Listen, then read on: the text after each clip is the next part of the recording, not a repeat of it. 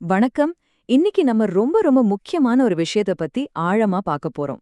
ஆசிரியர் ஜனா அவங்க தொகுத்த வழிகாட்டுதல அடிப்படையா வச்சு குழந்தை தொழிலாளர் இல்லாத ஒரு இந்தியாவ ஒரு உலகத்தை எப்படி உருவாக்குறதுன்னு தெரிஞ்சுக்க போறோம். இது நம்ம ஒவ்வொருத்தரோட பொறுப்பும் கூட.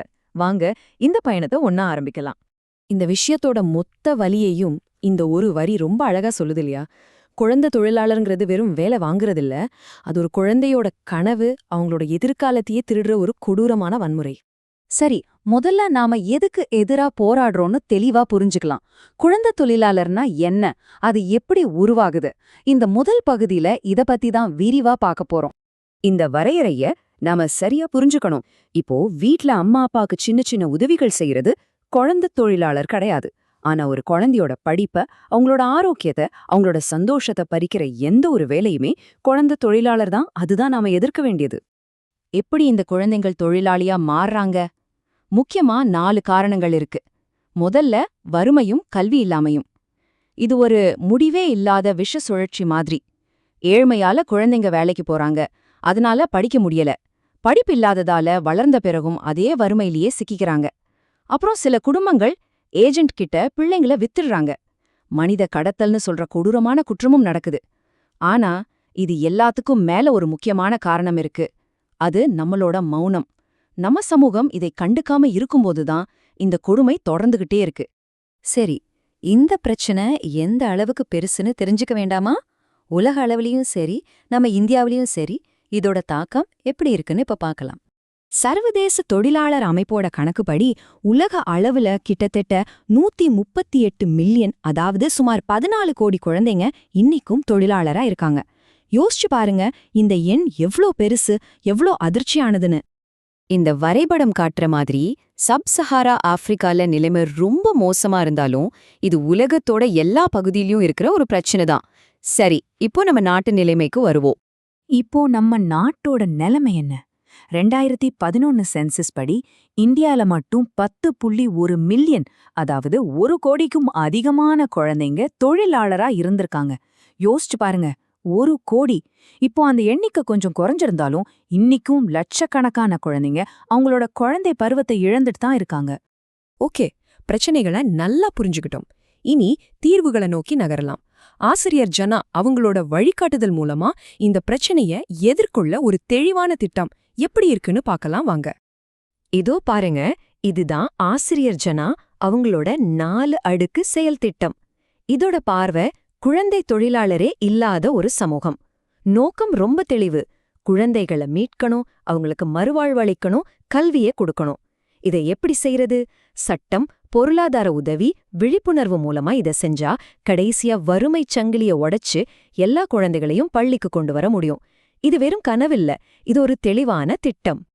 இந்த அருமையான திட்டத்தை நிஜமாக்க களத்துல என்னென்ன கருவிகள், என்னென்ன கொள்கைகள் இருக்குன்னு கொஞ்சம் விரிவாவே பார்க்கலாம். நம்ம அரசாங்கம் என்ன செய்யுது? சமக்ர சிக்ஷா மூலமா வேலை செய்யற குழந்தைங்கள மீட்டு அவங்களுக்கு ஸ்பெஷல் ட்ரைனிங் கொடுத்து மறுபடியும் ஸ்கூலுக்கு அனுப்புறாங்க. மதிய உணவு, தமிழ்நாட்டுல காலை உணவு திட்டம் எல்லாம் குழந்தைங்க பசி இல்லாம பள்ளிக்கு வரணுங்கிறதுக்காக தான். இது மட்டும் இல்லாம மாவட்ட ஆட்சியர் தலைமையில ஒரு குழு இருக்கு. அவங்க பள்ளி இடைநிற்றல கண்காணிப்பாங்க. இதுல ஆசிரியர்களோட பங்கு ரொம்ப முக்கியம். ஒரு குழந்தை தொடர்ந்து ஸ்கூலுக்கு வரலைன்னா உடனே அவங்க தான் இந்த குழுவுக்கு தகவல் கொடுப்பாங்க. இந்த 2 சட்டம் தான் நம்ம போராட்டத்தோட முதுகெலும்பு. ஒன்னு குழந்தை தொழிலாளர் சட்டம். இது 14 வயசுக்கு கீழே இருக்கிற எந்த குழந்தையும் வேலைக்கு வைக்கக்கூடாதுன்னு சொல்லுது. இன்னொன்னு கல்வி உரிமை சட்டம். இது ஒவ்வொரு குழந்தைக்கும் இலவசமா கட்டாயமா கல்வி கிடைக்கணும்னு உறுதி செய்து. இந்த 2 சட்டமும் சரியா கை கோக்கும்போது குழந்தைங்க வேலைக்கு போறது தடுக்கப்பட்டு பள்ளிக்கு வர்றது உறுதி செய்யப்படும். இந்த கேள்வி உங்களுக்கு தான். அப்படி ஒரு சூழலை நீங்க பார்த்தா நீங்க இது செய்யணும்னு தெரியுமா? அடுத்த ஸ்லைட்ல சொல்றேன். தயவு செஞ்சு இந்த நம்பரை நல்லா ஞாபகம் வச்சுக்கோங்க. 1098. ஒரு குழந்தை கஷ்டத்துல இருக்கிறத பாத்தீங்கன்னா ஒரு செகண்ட் கூட யோசிக்காதீங்க. உடனே இந்த நம்பருக்கு கால் பண்ணுங்க. 24 மணி நேரமும் வேலை செய்யற இந்த சேவைக்கு நீங்க பண்ற ஒரு ஃபோன் கால் ஒரு குழந்தையோட வாழ்க்கையே மாத்தலாம். மறக்காதீங்க, 1098. இதோ இன்னொரு முக்கியமான எண் 14417. இது பள்ளிக்கல்வித்துறையோட உதவி எண்.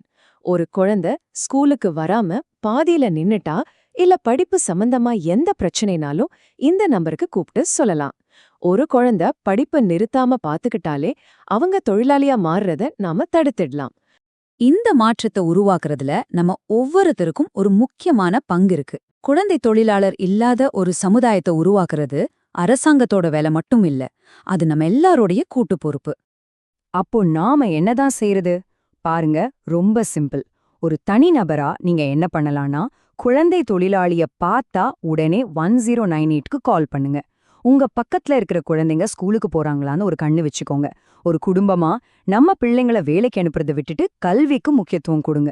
ஒரு சமூகமா நம்ம ஊரை, நம்ம கிராமத்தை குழந்தை தொழிலாளர் இல்லாத இடமா மாத்தணும்னு ஒரு சபதம் எடுத்துக்கலாம். அதுக்கு என்ன பண்ணலாம்? ஊர் தலைவர்கள், மகளிர் சுய உதவி குழுக்கள் எல்லாரும் சேர்ந்து ஒவ்வொரு குழந்தையும் ஸ்கூல்ல இருக்கான்னு கண்காணிக்கலாம். ரொம்ப கஷ்டப்படுற குடும்பங்களுக்கு உதவி செஞ்சு அவங்க குழந்தைங்க படிப்பை தொடர சப்போர்ட் பண்ணலாம். இதுல ஒவ்வொருத்தருக்கும் ஒரு பங்கு இருக்கு. ஆசிரியர் ஜென்னா அவங்களோட அந்த வார்த்தைகளோட நம்ம நிறைவு பகுதிக்கு வர்றோம். குழந்தைங்களோட கையில நாம கருவிகளை கொடுக்கக்கூடாது, புத்தகங்களை கொடுக்கணும். நாம அவங்களோட மனசை செதுக்கினா அவங்க ஒரு பிரகாசமான எதிர்காலத்தையே செதுக்குவாங்க. கடைசியா இந்த ஒரு கேள்வியோட நான் முடிக்கிறேன். உங்க கண் முன்னாடி ஒரு குழந்தை தன்னோட குழந்தை பருவத்தை இழந்து ஒரு தொழிலாளியா நின்னா நீங்க அமைதியா கடந்து போவீங்களா? அந்த இடத்துல உங்க மௌனம் கலையட்டும், உங்க குரல் அந்த குழந்தைக்காக ஒலிக்கட்டும். வாங்க, குழந்தை தொழிலாளர் முறையை ஒழிப்போம், கல்வியை உயர்த்துவோம்.